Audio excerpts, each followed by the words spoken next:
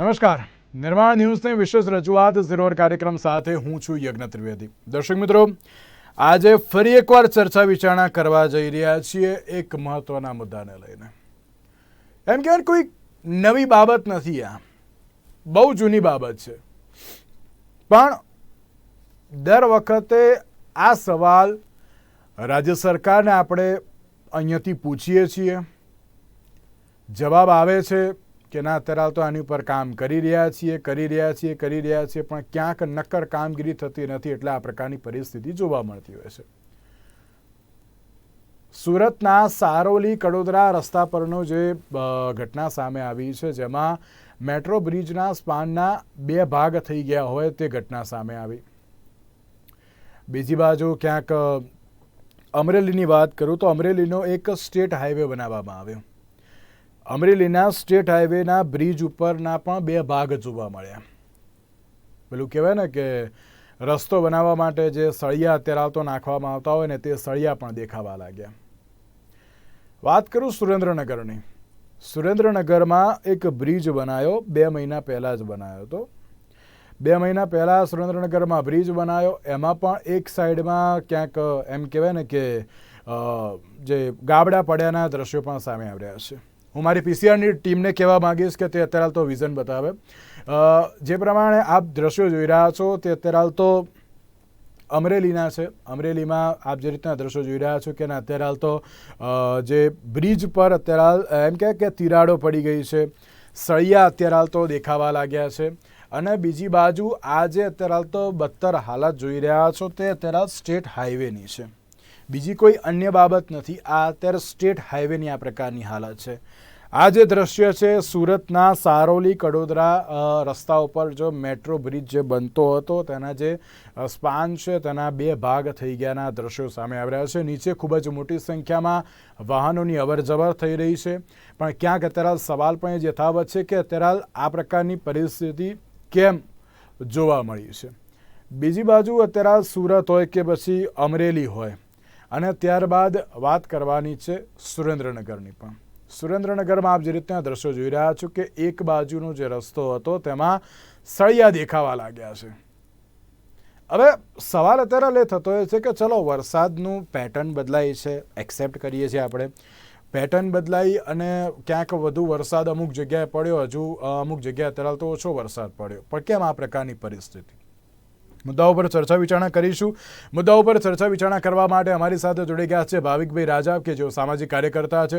સાથે સાથે મુકેશભાઈ પંચાલ આપણી સાથે જોડી ગયા છે, કે જેઓ કોંગ્રેસ પાર્ટીના પ્રવક્તા છે, અને રાજુભાઈ શુક્લા, કે જેઓ ભારતીય જનતા પાર્ટીના પ્રવક્તા છે. જે આપ ત્રણનું સૌથી પહેલાં તો સ્વાગત છે. ભાવિકભાઈ, શરૂઆતમાં એમ કહેવાય ને કે જે તમામ ઘટનાઓ જે હતી એ મેં જણાવી દીધી. એમ કહેવાય કે સુરેન્દ્રનગર હોય, અમદાવાદ હોય, અમરેલી હોય, સુરત હોય, વડોદરા હોય, કોઈ પણ અત્યારે તો ઘટના સામે આવે. હવે તો બ્રિજ નમવા લાગ્યા છે. આ બ્રિજ નમવા લાગ્યા, ખાડા પડી ગયા, હવે આમાં બેદરકારી કોની? ભાવિકભાઈ. એટલે આમાં આપણે એક વસ્તુ ખરેખર નવાઈની બાબત તો એ છે કે આપણે આટલા બધા મોડર્ન થતા જઈએ છીએ, આપણી ટેકનોલોજી વિકસી રહી છે, અને હવે કહેવાય ને સ્ટેટ ઓફ ધી આર્ટ એ પ્રકારની ટેકનિક્સ ડેવલપ થઈ છે. પણ ખાસ કરીને બ્રિજ બનાવવાની બાબતમાં કે રસ્તા બનાવવાની બાબતમાં, રસ્તાને લઈને આપણે અગાઉ પણ ચર્ચા એ કરેલી છે.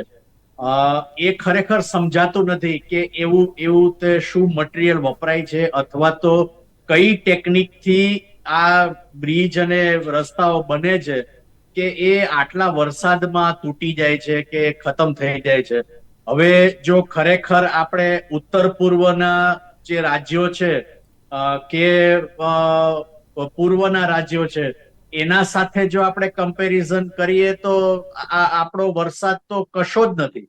એટલે એ લોકોને તો જેટલા ઇંચ વરસાદ સતત જે પડે છે, હવે જો એટલો વરસાદ જો આપણે ત્યાં પડતો હોત તો કદાચ જે થોડા ઘણા રસ્તા પણ જે બચ્યા છે ને એ પણ ના બચ્યા. એટલે હવે આમાં સવાલ એ આવે છે કે જવાબદાર કોણ? તો સ્વાભાવિક છે કે જેને જવાબદારી લોકોએ સોંપી છે આ બધું કરવા માટેની એ લોકોના જે પ્રતિનિધિઓ છે અને એના માટે જે કામ કરતું જે વહીવટી તંત્ર છે, સ્વાભાવિક છે કે એની જ જવાબદારી આવવાની. કારણ કે આ બધી બાબતમાં ભલે તમે કહેતા હોય પણ એ બધી બાબતમાં તમે સામાન્ય લોકોને તો ક્યાંય ઇન્વોલ્વ કરતા નથી. તમે તમારી રીતના નિર્ણય કરો છો કે કોણ એનું ટેન્ડર, એટલે કેવી રીતના ટેન્ડર પાસ થશે, કોને ટેન્ડર મળશે, કોને કોન્ટ્રાક્ટ મળશે, કોન્ટ્રાક્ટરને સજા થશે કે નહીં થાય, આ કોઈ બાબતમાં લોકો ક્યાંય સામેલ નથી. અને જે વહીવટી તંત્ર અને જે નેતાગીરી છે એ બાબતે એટલું બધું અસહાય અથવા તો નિષ્પૃહ એ સાબિત થઈ રહ્યું છે કે જેના કારણે લોકોની હાલાકી ભયંકર રીતના વધી રહી છે.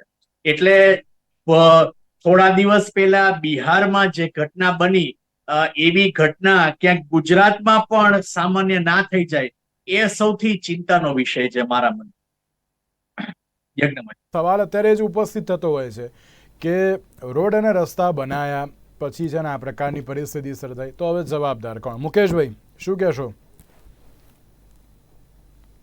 સૌ પ્રથમ તો દરેકે દરેક વર્ષે દરેકે દરેક વરસાદમાં નિર્માણ ન્યૂઝના માધ્યમથી તમે જે પ્રજાની જો ઉભા રહો છો એ માટે તમને ધન્યવાદ પાઠવું.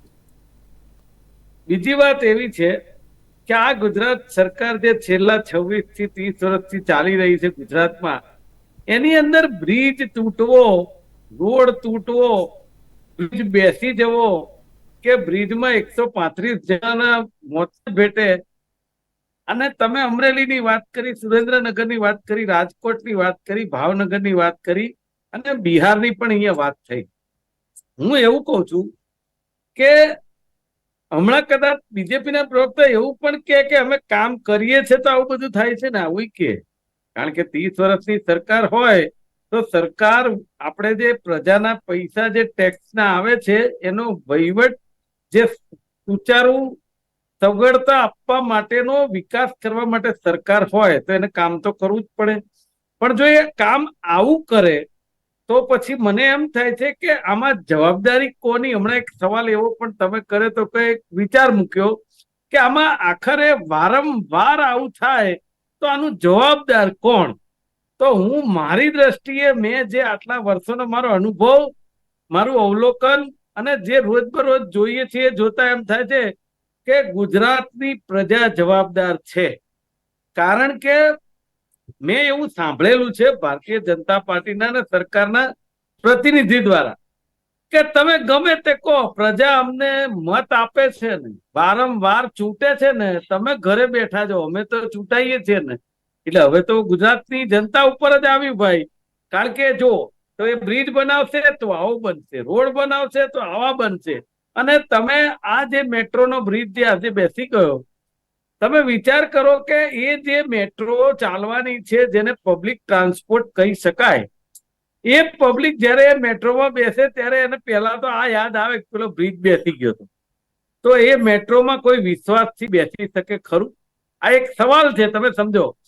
હવે જે રીતે બ્રિજની હાલત થતી જાય છે અને જે રીતે બ્રિજની અંદર ગાબડા પડતા જાય છે કે જે બ્રિજ કદાચ હું સમજો 1 વર્ષ થયું હોય, 6 મહિના થયું હોય, 2 વર્ષ થયા હોય ને એવા બ્રિજમાં ગાબડા પડે, તો એવા સમયે સૌથી મોટો સવાલ સૌથી પહેલો તો અધિકારી ઉપર આવે, બીજો આવે ત્યાંના સંસદ સભ્યો ઉપર, ત્રીજો આવે ત્યાંના ધારાસભ્ય ઉપર, ચોથો આવે ત્યાંના કોર્પોરેટર કે તાલુકા પંચાયતના સદસ્ય ઉપર. તો આની કોઈ જવાબદારી તો ફિક્સ ક્યાંય કોઈની થતી જ નથી. તમે સમજો હાટકેશ્વરનો બ્રિજ એનું ખુલ્લું ઉદાહરણ છે કે આજે પણ અમદાવાદના હાટકેશ્વર બ્રિજનો બ્રિજ તમે સમજો, એ પબ્લિકને બ્રિજ બન્યો ત્યારે તકલીફ, એ ન ચાલ્યો ને તોડી નાખવો પડશે તો તકલીફ, હજી સુધી એ ઉતારવામાં નથી આવતો તો તકલીફ, અને હજી બનશે તો તકલીફ, અને તો પ્રજા ચાલી શકશે. અને છતાં 156 સીટ અમારે આવે છે એવું એ લોકો કે. એટલે આ જો યજ્ઞભાઈ, મારી એક વાત કહું, સાંભળો. મારી એક વાત એવી છે કે જ્યાં સુધી આ ભ્રષ્ટાચારની ગંગા ભાજપની ચાલતી રહેશે ત્યાં સુધી આવો વહીવટ થતો રહેશે. નહીતર પ્રધાનમંત્રીનું ડ્રીમ હોય એવા દ્વારકા બ્રિજમાં જો 900 કરોડ ખર્ચ્યા હોય ગાબડા પડે તો આ શરમજનક બાબત કહેવાય એવું હું ચોક્કસ માનું છું. બિલકુલ બિલકુલ સાચી વાત છે. અત્યારે સવાલ એ થતો હોય છે કે પછી દ્વારકાનો બ્રિજ હોય કે પછી અમરેલી હોય કે પછી સુરત હોય કે પછી સુરેન્દ્રનગર હોય કે પછી અમદાવાદનો હાટકેશ્વરનો બ્રિજ પણ હોય. એ વાત બહુ સાચી કહી મુકેશભાઈએ. એમ કહેવાય ને કે એક વ્યક્તિએ એમ કહ્યું હતું કે આ જ્યારે હાટકેશ્વરનો બ્રિજ બની જશે ને પછી અમને કોઈ જ વાંધો નથી, અમારે છે ને જલ્દીથી ઘરે આવો જવામાં કોઈ વાંધો નહીં આવે. અને પછી અત્યારે તો વાંધો પડી પણ રહ્યો છે. ચલો અત્યારે તેને લઈને તો પહેલાં પણ ઘણી બધી ચર્ચા કરી છે, પણ તેની સાથે રાજુભાઈ, દ્વારકાનો 900 કરોડનો બ્રિજ એમાં ગાબડા પડ્યા. પછી સુરતના સારોલી ને કડોદરા વચ્ચે જે અત્યારે તો મેટ્રો પ્રોજેક્ટ ચાલી રહ્યો છે તેને હું બ્રિજનો એક જે સ્પાન છે તે પણ અત્યારે તો નમી ગયો. બીજી બાજુ અમરેલીનો જે સ્ટેટ હાઈવે બનાવવામાં આવ્યો એમાં એક બાજુ એમ કહેવાય ને કે એવા ગાબડા પડ્યા, એ પ્રકારની તિરાડો અત્યારે તો પડી ગઈ. ત્યાંના લોકો અત્યારે તો એમ કહી રહ્યા છે કે જો અમે અત્યારે તો અહીંયા આની ઉપરથી ચાલીશું ને તો પણ અત્યારે ધ્રુજારી આવે છે, નીચે મારું ખેતર છે તો મારું થશે શું, તેવું પણ અત્યારે ત્યાંના સ્થાનિકો કહી રહ્યા છે. બીજી બાજુ સુરેન્દ્રનગર, ત્યાં પણ સ્ટેટ હાઈવે બનાવ્યો, એક વરસાદ પડ્યો એમાં તો એક સાઈડનું આખું એમ કહેવાય ને કે ભંગાણ સર્જાઈ ગયું, તે પ્રમાણની પરિસ્થિતિ થઈ. હવે રાજુભાઈ એમ કહેવાય ને કે આપણે પણ આની પહેલાં એક ડિબેટમાં કહ્યું હતું કે ના અમે કામ કરી રહ્યા છીએ, ઉપર સુધી અમારા જે પણ તમારા સવાલ છે અમે પહોંચાડી પણ રહ્યા છીએ. તો આજે ફરી એકવાર સવાલ છે મારો આ સુરત, અમરેલી, સુરેન્દ્રનગર અને દ્વારકાને લઈને. શું કહેશો? યજ્ઞભાઈ, તમારો સવાલ 100% સાચો છે અને કરવો જ જોઈએ. મીડિયાના માધ્યમથી ને મીડિયા સવાલ નહીં પૂછે તો પણ પૂછશે, કારણ કે પ્રજાનું એક માધ્યમ છે. અમે લોકો આની અંદર બિલકુલ નેગ્લિજન્સી નથી વર્તન કરતા કે નથી. હું એને આને હું એમ નથી કહેતો કે આ બહુ સારું થયું છે. હજારો કિલોમીટર લાંબા રસ્તા બન્યા છે, 100 કરતા પણ નાના મોટા વધારે બ્રિજ બન્યા છે. આ ઘટનાઓ બને છે એવું નથી કહેતો કે 2-4 જગ્યાએ એવી ઘટના બની, 10 જગ્યાએ ઘટના બની એ આવું બરાબર બની છે, આવું થાય થતું રહે એવું બધું નથી કહેવા માંગતો. જે કંઈ પણ ઘટના બને છે એ ખોટી જ બને છે, પરંતુ આટલા લાંબા મોટા બ્રિજો બન્યા, આટલા મોટા રોડ બન્યા, બરોબર છે, તો 56,000 કિલોમીટર થી અત્યાર સુધીમાં વધારે રોડ બન્યા છે ભારતીય જનતા પાર્ટીની સરકારમાં, અને 100 કરતા પણ વધારે નાના મોટા બ્રિજ બન્યા છે. આ સનાતન સત્ય છે. આ જે સુરતની ઘટના બની હોય, અમદાવાદની ઘટના બની હોય, દ્વારકાની ઘટના બની હોય, 100% ના જ બનવી જોઈએ. એની જવાબદારી નક્કી છે કોની છે? સરકાર આ કોન્ટ્રાક્ટર જે છે એની પણ જવાબદારી નક્કી કરેલી છે, એની ઉપર પગલા લેવાશે ને ઘણી જગ્યાએ પગલા લીધા છે, ડિલિસ્ટેડ કર્યા છે, બ્લેકલિસ્ટ કર્યા છે. પરંતુ તમે એમ કહો કે સંપૂર્ણપણે બધા જ રસ્તા ધોવાઈ ગયા છે, સંપૂર્ણપણે બધા જ બ્રિજ પડી ગયા છે, સંપૂર્ણપણે એકદમ કાળો કેર વર્તાઈ ગયો છે, તો પ્રજાને ગુમરાહ કરવાની વાત છે. અમે લોકો એવું નથી કહેતા કે જે થયું સારું થયું છે ને આવું થતું રહે, એવું નથી કહેવા માંગતા. જવાબદારી ભારતીય જનતા પાર્ટીની સરકાર છે તો 100% સરકારની જ હોય. અમે લોકો પગલા પણ લેવાના છીએ. કોઈ પણ માણસ હશે અને આ જેવું ધ્યાનમાં આવ્યું તરત જ જે પણ ચારે બાજુથી જે રસ્તા હતા એ કવર કરી લેવામાં, ટ્રાફિક બંધ કરી દેવામાં આવ્યો અને એને ઉતારવાનો, એ સ્પાન ઉતારવાનો પણ આપણે એનું કામકાજ ચાલુ કરી દીધું. એટલે સરકાર જો ન જાગી હોય તો ફાયર બ્રિગેડ, પોલીસ બધું ખડે પગે ત્યાં હાજર છે. અને જેમ મુકેશભાઈ આક્ષેપો કર્યા કે સંસદ સભ્ય અને ધારાસભ્ય અને જિલ્લા પંચાયતના આ ને તે, ભાઈ બધી જગ્યાએ જેટલા બી રોડ બન્યા સંસદ સભ્યની ગ્રાન્ટમાંથી બન્યા છે, જે 56,000 કિલોમીટરના બન્યા હોય, ધારાસભ્યની ગ્રાન્ટમાંથી બન્યા છે, સરકારની ગ્રાન્ટમાંથી બન્યા છે. તો કઈ એવું ના હોય કે ભાઈ એક બ્રિજ હોય તો બધા સંસદ સભ્યો ખરાબ છે, બધા સંસદ સભ્યો ધારાસભ્યો ખરાબ છે. આક્ષેપ કરો, તમે વિપક્ષ છો, તમારી યોગ્ય ભૂમિકા હોવી જોઈએ. અમે લોકો ક્યાંય ખોટું નથી બોલતા, ખોટું કરતા નથી, પરંતુ અમે સ્વીકારીએ છીએ કે જે કંઈ આ સુરતની ઘટના બની હોય, દ્વારકાની ઘટના બની હોય, અમરેલીની ઘટના બની હોય, તો આ એ નંદનીય બાબત છે. આવું ક્યારેય ના થવું જોઈએ. એક નાનામાં નાની પણ ભૂલ ના જ થવી જોઈએ. આટલા મોટા ભલે ગમે એટલા મોટા કામ થયા પણ એક નાનામાં નાની ભૂલ એ માફીને પાત્ર નથી, નથી ને નથી જ. માફીને પાત્ર નથી આ બધી ઘટના. રાજુભાઈ, 56,000 કરોડના રસ્તા કંઈક બનાવે એવું તમે કહ્યું, અને અને એટલો 27 મુકેશભાઈ જે ઉદાહરણ આપ્યું કે 30 વર્ષથી ભારતીય જનતા પાર્ટીની સરકાર અચ્છા, છે. ઓકે ઓકે, એટલે અમે ખાલી લોકોએ એક એક્ઝામ્પલ 56,000 આપ્યું તમે. કિલોમીટર કરતા પણ વધારે રોડ રસ્તા બન્યા છે. મેં એક્ઝામ્પલ આપ્યું કે ભાઈ આટલા બધા 100 કરતા પણ વધારે નાના મોટા બ્રિજ બન્યા છે. ઓકે ઓકે ઓકે, એટલે તમે અત્યારે હાલ તો એમ કહી રહ્યા છો કે ના બનાયા, ચલો ના નહીં બનાયા, પણ એમ કહેવાય ને કે ઘણી બધી જગ્યાએ આ પ્રકારની ઘટના હવે સામે આવતી હોય છે.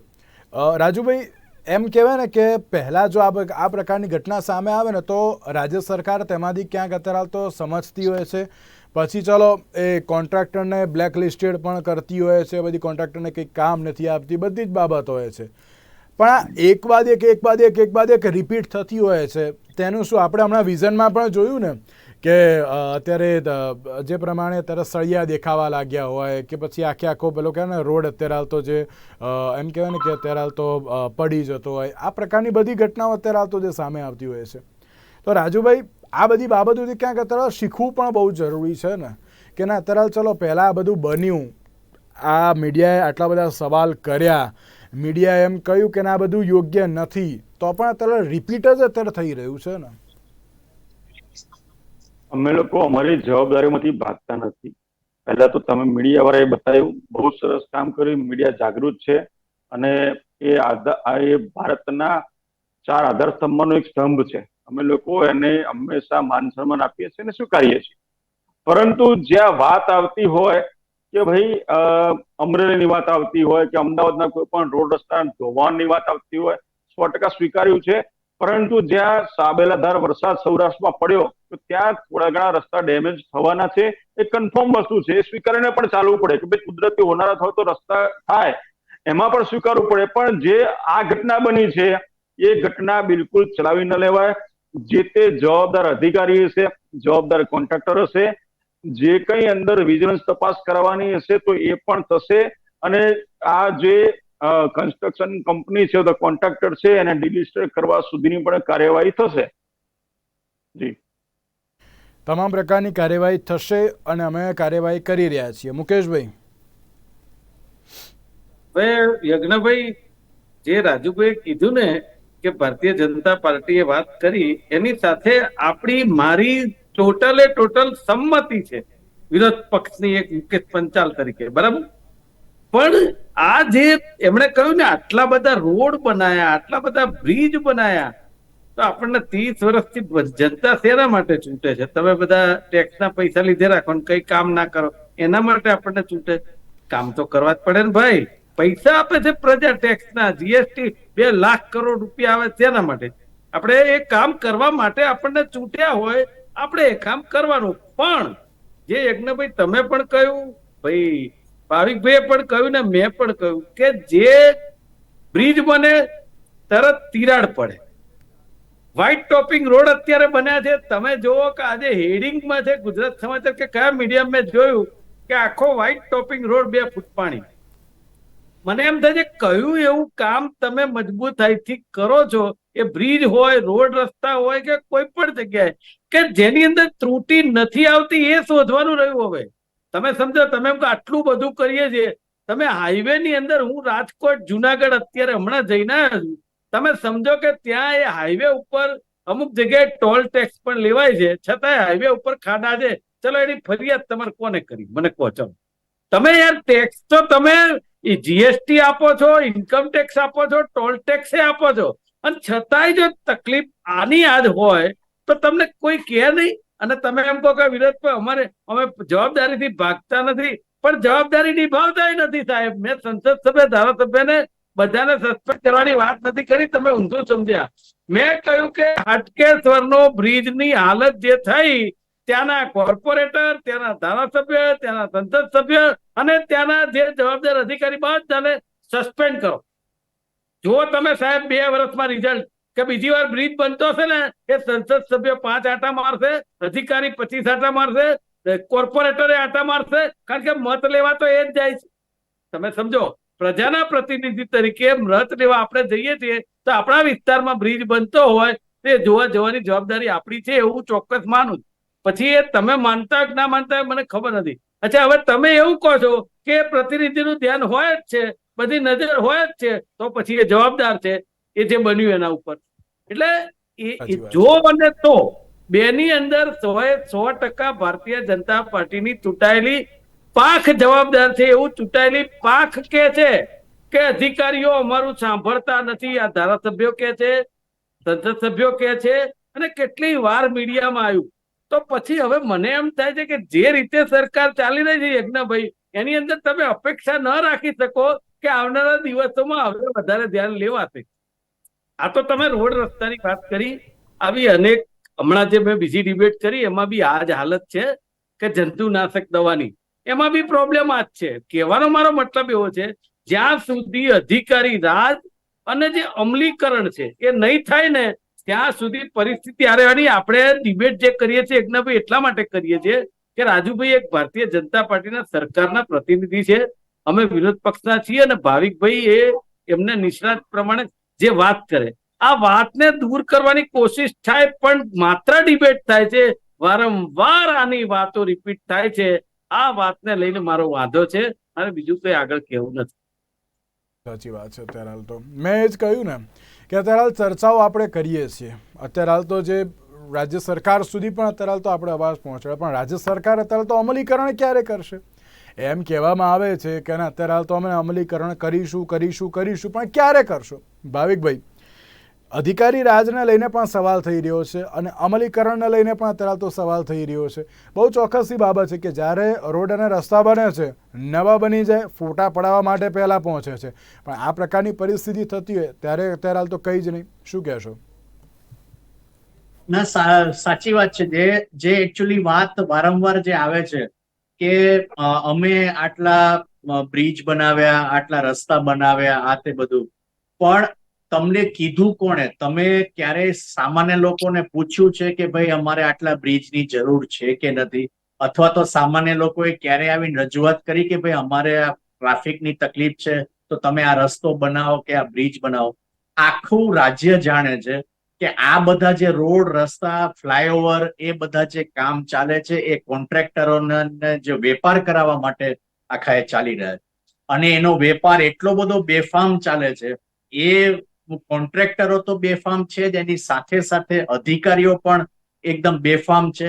એ એમના જે લાગતા વળગતા માનીતા જે કોન્ટ્રાક્ટરો હોય એને કોન્ટ્રાક્ટે પધરાવે છે. અને જે કોર્પોરેટર કે તાલુકા પંચાયતના સદસ્યની વાત થઈ, તાલુકા પંચાયતના સદસ્યનો હું એટલું નથી જાણતો, પણ અહીંયા તો હું જોઉં છું કે કોર્પોરેટરનું અધિકારીઓ સામે કંઈ ચાલતું નથી. એટલે અને ઘણી વખત તો એ લોકોને એ પણ નથી ખબર હોતી કે લશ્કર ક્યાં લડી રહ્યું છે.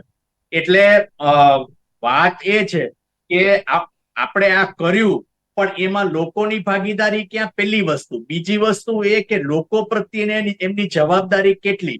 ખાલી આ થયું અને અમે ફરી રિપેર કર્યું, થોડા વખત માટે સસ્પેન્ડ કર્યા અમુક લોકોને. ઇવન ડીલિસ્ટિંગ ની વાત કરીએ તો ડીલિસ્ટ થયેલી કંપનીને ફરી પાછા કોન્ટ્રાક્ટ મળતા હોય એવી પણ ઘટનાઓ એ બની રહી છે. અને આ કઈ પહેલી વખત આ ખાડાને થઈ રહ્યા છે એવું નથી.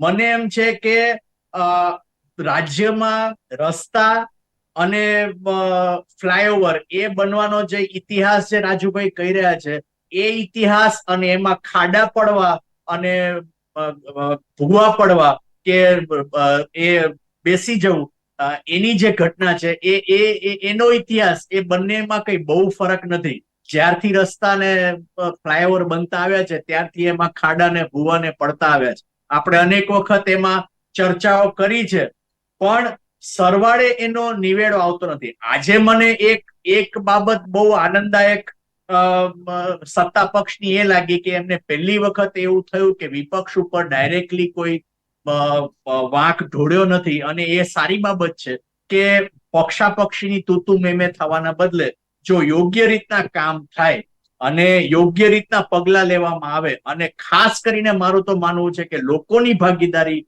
જો એમાં થાય તો ચોક્કસ હું માનું છું કે આમાં સુધારો થઈ શકે. સાચી વાત છે. રાજુભાઈ, આપ છેલ્લે શું કહેશો? અત્યારે તો અધિકારી રાજને લઈને પણ સવાલ થઈ રહ્યું છે, બીજી બાજુ અમલીકરણને લઈને પણ સવાલ થઈ રહ્યો છે, અને ત્રીજી બાજુ ભ્રષ્ટાચારની અત્યારે હાલમાં ચર્ચાઓ ઘણી બધી જોવા મળી રહી છે. મારા ભાવિકભાઈના એક પ્રશ્નનો જવાબ આપવો છે કે ભાવિકભાઈ કીધું કે સરકાર એની રીતે મન ફાવે રસ્તા બનાવી દે, મન ફાવે કોઈ માગણી કરી ના હોય. હવે તમે જતા હોય ને એ વિસ્તારની બહાર ઘરની બહાર નહીં નીકળતા હોય, આપણે એવું સાબિત થાય છે અમે ઘરમાં જ રહેતા હશો. તમે બહાર નીકળો તો ટ્રાફિકની સમસ્યાની ખબર પડતી હોય, નથી નીકળતા નથી પડતી. ટ્રાફિક વધ્યો છે, બરાબર. વિકાસની સાથે સાથે જે પ્રમાણે ઇન્ડસ્ટ્રીઝ લાવવાની હોય, જે પ્રકારે ઇન્ફ્રાસ્ટ્રક્ચર ડેવલપ કરવાનું હોય, આ બધું રાજ્ય સરકાર સર્વે પ્રમાણે કરાવતી હોય, એની ડિમાન્ડ થતી હોય, પ્રજામાંથી પ્રશ્નો આવતા હોય, પ્રશ્નોનો સર્વે થતો હોય, સર્વે થયા પછી જે તે કામ કરવાનું છે નક્કી થતું હોય. આ સરકારની પ્રોસિજર છે. પરંતુ ભાવિકભાઈ વિશ્લેષક તરીકે આવું કે અથવા આવી અજ્ઞાનતા પ્રદર્શન કરે, ખૂબ ખોટી વાત કહેવાય. તમે ખરાબ ના લગાડતા, સન્માનીય છો મારા માટે, પરંતુ અમલીકરણને લઈને ભ્રષ્ટાચારને લઈને પણ શું કહેશો? કોઈ પણ, મારી વાત સાંભળો, કોઈ પણ જગ્યાએ કોઈ પણ કામ થતું હોય તો એ પ્રજાની ડિમાન્ડના આધારે ને સર્વેને આધારે નક્કી થાય. યજ્ઞભાઈ, તમારી વાત ઉપર પણ આવું કે અમે સંપૂર્ણપણે જવાબદારી સાથે કામ કરીએ છીએ. અમલીકરણ પણ થવું જોઈએ અને ભ્રષ્ટાચાર ના થવું જોઈએ. કોન્ટ્રાક્ટરોને ડિલિસ્ટ કરીશું, બ્લેકલિસ્ટ કરીશું અને બિલકુલ આવા કામ ચલાવી ન લેવાય. આ સરકારનો એક જ નિયમ છે કે પ્રજાની વચ્ચે જવાનું છે ને પ્રજા અમને ચૂંટે છે તો અમારી જવાબદારી બને છે. ઓકે, યજ્ઞભાઈ, મારું એવું કેવું છે કે રાજુભાઈ કે ભારતીય જનતા પાર્ટી આ કે છે ને એને આપણને સદંતર વિશ્વાસ છે એટલે તો 25 વર્ષથી મત આપે છે બધા, પણ એ નથી થતું રાજુભાઈ. એવું આપણે બીજી ડિબેટમાં પણ વાત કરીશું, પછી તમને કહીશ કે જો તે દિવસે તમે કહેતા હતા આજે પણ એ પરિસ્થિતિ છે. મારું આ કેવું છે. રાજુભાઈ, હજુ પણ આપ સત્તા પક્ષના પ્રવક્તા છો, સત્તા પક્ષને તરાલતો તમામ પ્રકારની બાબતો પહોંચાડો છો, તો ફરી એકવાર હું નિર્માણ ન્યૂઝના માધ્યમથી અને તમામ જનતા પણ અપીલ કરી રહી છે કે આ પ્રકારની જે પરિસ્થિતિ બને છે રોકવી બહુ જરૂરી છે. રાજુભાઈ. જે યજ્ઞભાઈ, દરેક વસ્તુ અમારા તારા દ્વારા, પ્રજાના દ્વારા પણ લેખિતમાં, મૌખિકમાં પહોંચવી જ હોય છે. એના આધારે સરકાર યોગ્ય કામગીરી પણ કરતી હોય છે. આજે સુરતની ઘટના બની, એના આધારે પણ એના જે કઈ લાગતા વળગતા અધિકારી હશે એની પર 100% પગલા લેવાશે. તમે પોતે જ એમાં સ્વીકારશો કે હા, પગલા લેવાયા. દિવસની રાહ જોવામાં આવશે કે ક્યારે પગલાં લેવામાં આવશે અને ક્યારે યોગ્ય અમલીકરણ કરવામાં આવશે. મુકેશભાઈ, રાજુભાઈ અને ભાવિકભાઈ, આપ ત્રણનો આભાર અમારી સાથે ચર્ચા વિચારણામાં જોડાવા માટે. તો દર્શક મિત્રો, આજના જરૂર કાર્યક્રમમાં આપશો. નમસ્કાર.